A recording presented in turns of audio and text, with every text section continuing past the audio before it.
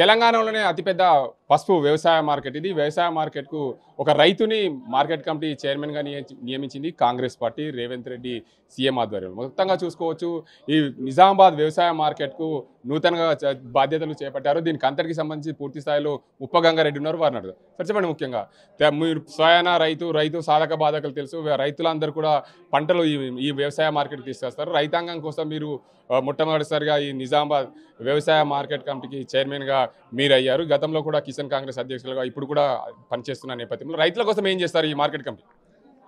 ఇళ్ళకాలం అంటే నేను ఒక రైతు కుటుంబం నుంచి వచ్చిన కాబట్టి రైతు బాధక సాధక అన్ని తెలిసినోడు కనుక రైతుకు ఎలాంటి ఇబ్బంది లేకుండా మార్కెట్ యార్డ్లో ఎక్కడ కూడా వాళ్ళకు ఇబ్బంది లేకుండా అన్ని సౌకర్యాలు కల్పిస్తూ వాళ్ళని అన్ని విధాలా చూసుకుంటూ నేను పనిచేసి పెడతానని చెప్పేసి ఈ సందర్భంగా నేను మనవి చేస్తా ఉన్నాను.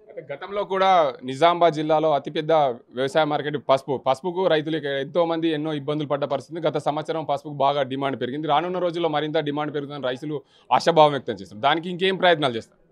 ఇంకా ఏదైతే ఇప్పుడు కొత్త వంగడాలు వచ్చినాయో వాటిని ప్రవేశపెట్టి రైతుకు అత్యధిక దిగుబడి వచ్చే విధంగా ఏర్పాటు చేస్తూ వాళ్ళకు మంచి రేట్ వచ్చే విధంగా కూడా నేను మార్కెట్ తరపున నేను తీసుకొని వాళ్ళకు మంచి రేట్ కల్పించేందుకు ప్రభుత్వంతో నేను మాట్లాడతానని చెప్పేసి నీకు మనవి చేస్తాను. నిజామాబాద్ జిల్లాలో అత్యధికంగా 30,000 ఎకరాలకు పైగా పసుపు సాగు అవుతుంది ఈ సంవత్సరం. అయితే వచ్చే ఏడాది కూడా ధరలు అధికంగా ఉంటే ఇంకా ఎక్కువగా పంటలు పెట్టేందుకు రైతులు సిద్ధమై వారికి కొత్త వంగడాలు ఎక్కడి నుండి తీసుకొచ్చే ప్రయత్నాలు చేస్తారు. వారి కోసం ఏదైతే సైంటిస్ట్ ఇప్పుడు ఏదైతే ఉందో వేల్పూర్ కానీ, కమ్మరిపల్లి కానీ, దర్పల్లి కానీ అక్కడ పసుపు పరిశోధన కేంద్రాలు ఉన్నాయి. అన్నింటిని కూడా మరింత ఉత్పత్తి కోసం సిద్ధం చేస్తే రైతులు బాగుపడుతుందని చెప్తా ఉంటున్నారు. వాటిని ఎలా చూస్తారు? పసుపు పరిశోధన కేంద్రాలను పరిశీలించి అక్కడ ఏదైతే రైతుకు సంబంధించినటువంటి వంగడాలు ఉంటాయో అవి రైతులని మోటివేట్ చేసి రైతులకు ఒక అవగాహన కల్పించి దాన్ని దిగుబడి పెంచే విధంగా ఏర్పాటు చేయడానికి నేను ముందుంటాను.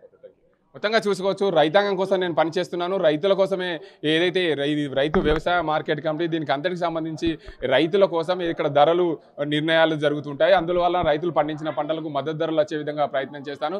రైతులకు అవగాహన కల్పించే దిశగా ప్రయత్నం చేస్తాను. రానున్న రోజుల్లో రైతాంగానికి ఎలాంటి ఇబ్బందులు రాకుండా పసుపు రైతులు కానీ అదే మొక్కజొన్న వరి రైతులకు ఎలాంటి ఇబ్బందులు రాకుండా చూస్తానని చెప్తున్నారు నూతనంగా ఎన్నికైన చైర్మన్ ముప్పగంగారెడ్డి. ఇది ఇక్కడ పరిస్థితి. కెమెరా పర్సన్ అజీంతో గంగారెడ్డి, RTV నిజామాబాద్. మరిన్ని వీడియోస్ కోసం ఛానల్ ని సబ్స్క్రైబ్ చేయండి, లేటెస్ట్ అప్డేట్స్ కోసం వాట్సాప్ ఛానల్ ని ఫాలో చేయండి అండ్ లింక్ డిస్క్రిప్షన్ లో ఉంది.